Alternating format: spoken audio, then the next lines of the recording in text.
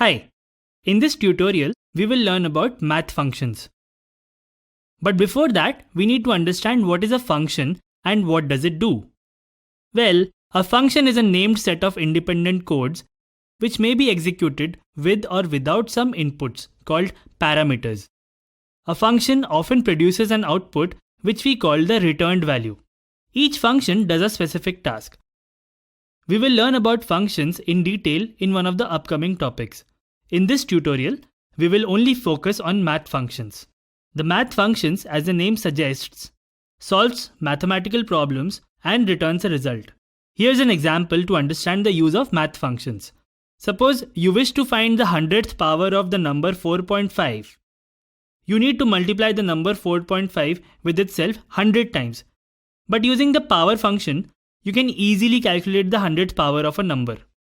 You just need to mention the 4.5 and the power of 100 as the parameters of the function, and the function will give you the result. C provides a number of math functions. Most of these are defined in the header file called math.h. We will learn about header files in detail later. For now, remember we must include the math.h file in the program to use math functions belonging to this file.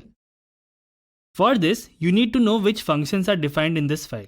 Well, some commonly used math functions which are included in math.h are floor function, round function, ceil function, log function, square root function, power function, exponential function, and trunc function. Let's understand their roles one by one. The floor function in C returns the nearest integer value which is less than or equal to the given floating point value. The round function returns the nearest integer value of the given float or double or long double value. The ceil function returns the nearest integer value which is greater than or equal to the given value. The log function is used to calculate the natural logarithm of the given value. The square root function is used to find the square root of the given value. The power function is used to find the power of the given value.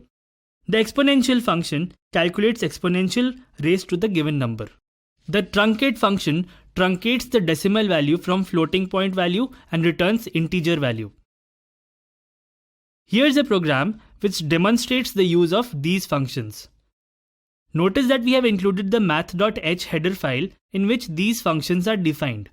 This program accepts a float number and does various operations on it using different functions.